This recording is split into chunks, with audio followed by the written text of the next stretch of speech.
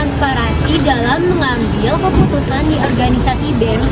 Nah, transparansi dalam mengambil keputusan di organisasi BEM itu adalah suatu bentuk keterbukaan baik dalam proses tentuin keputusan maupun dalam menyampaikan informasi ke semua anggota. Tahu info lebih lengkapnya, mari kita tonton wawancara dari Kementerian Sosma oleh Kak Saira.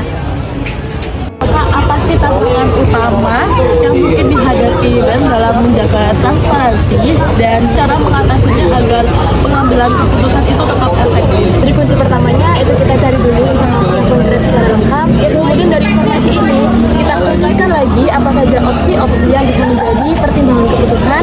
Nah setelah itu kita diskusikan bersama-sama dari segala opsi ini itu resikonya apa, kemudian baik buruknya bagaimana. Nah itu kita diskusikan bersama. Kita dapatkan suatu opsi keputusan yang minim dari risiko. Nah yang nantinya ini akan menjadi hal yang kita ambil sebagai keputusan yang pasti untuk kita ambil gitu ya. Kalian ikutin ya? Iya.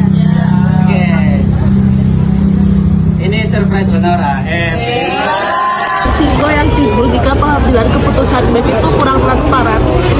Terus Silakan Demokrat. Saya minta dicabut dulu Pak Priyo. Ada anginnya, masih dimeluk setan, alergi.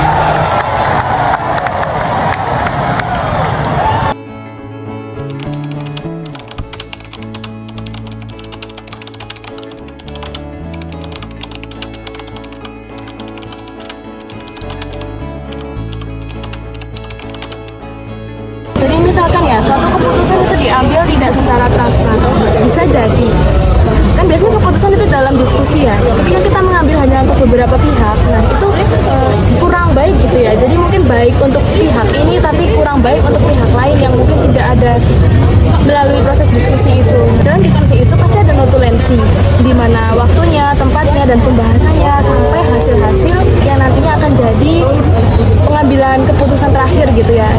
Ya itu patokannya. transparansi tadi itu bisa nggak sih kayak mencegah potensi penyalahgunaan kekuasaan di BEM? Transparansi ini memang sangat penting untuk kita mencegah adanya penyalahgunaan kekuasaan atau penyalahgunaan hal lain yang dapat merugikan anggota.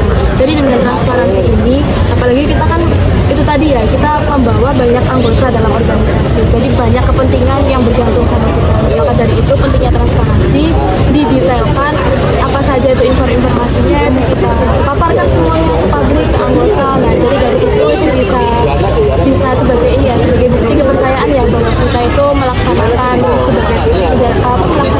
sebagai anggota organisasi itu memang benar-benar yang sesuai dengan kepentingan kita.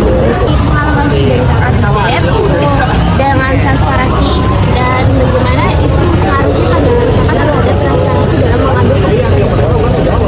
Kan dari pengalaman saat mengambil keputusan. Jadi saya kebetulan sudah 3 tahun ya, 3 periode untuk bergabung dalam organisasi yaitu BEM. Nah dalam pengambilan keputusan ini tentunya saya sangat mengedepankan transparansi ya. Ketika saya memang diamanahi sebagai suatu kepala utama di mana itu beresiko dalam mengambil keputusan. Jadi di mana untuk keputusan ini sebenarnya itu ditransparansikan kepada seluruh anggota. Jadi kepercayaan itu memang dijaga dari awal sampai akhir berdasarkan lewat transparansi. Apa dampak negatif yang akan muncul dalam pengambilan keputusan tersebut jika tidak transparan? Oke, mungkin jika tidak transparan ya, itu akan ada perselisihan gitu antar internal ataupun dengan sesama anggota kita. Bisa jadi ketika mengambil keputusan dari salah satu pihak, itu pihak lain itu akan merasa dirugikan, pihak lain akan merasa bahwa dirinya itu tidak didengar gitu.